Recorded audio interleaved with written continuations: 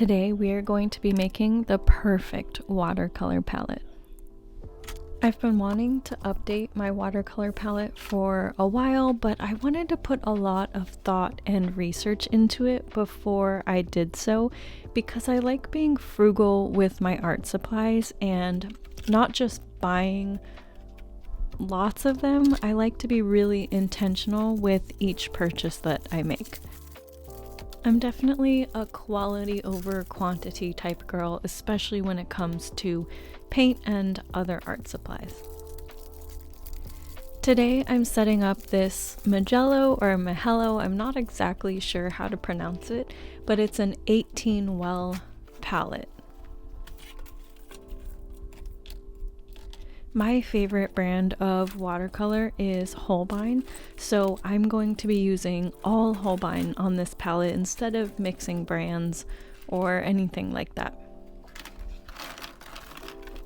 I have a bunch of colors of Holbein now, which I'm so grateful for, but I'm only going to pick a set amount of them for this palette because I'm not sure about some of the ones that I bought a while ago, and I just don't totally love them.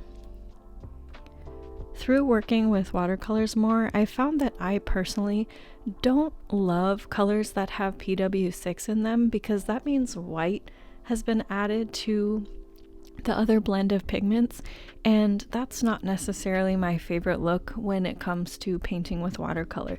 So these colors that I'm choosing today, I've tried the best I could to stay away from ones that have white mixed in and also away from colors that are too granulating because that's just not really my style. After all my planning, here are the colors and the codes that I went with the Holbein paints.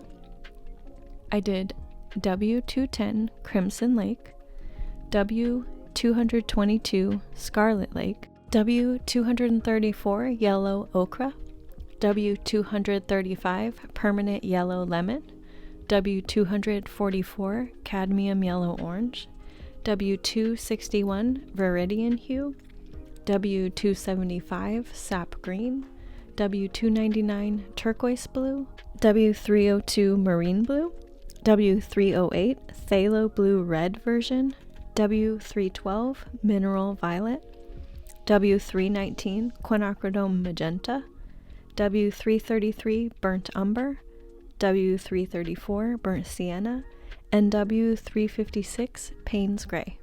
I decided to not fill all 18 wells and I left 3 blank just in case I want to change my mind in the future and add a little bit of variety.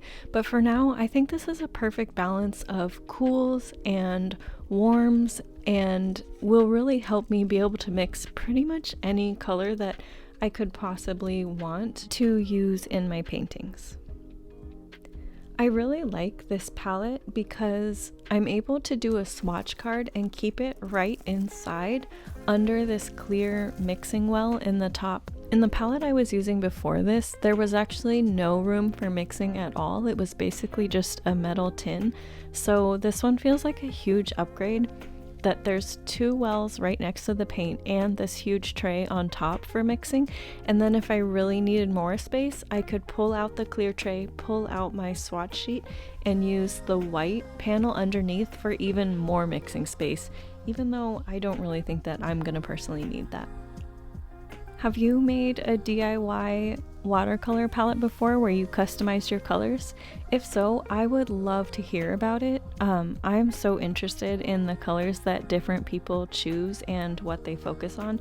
I kind of did mostly rainbow type stuff here, but I know some people will focus all on landscape or all on other different colors, so I think it's so cool watching what everyone does differently.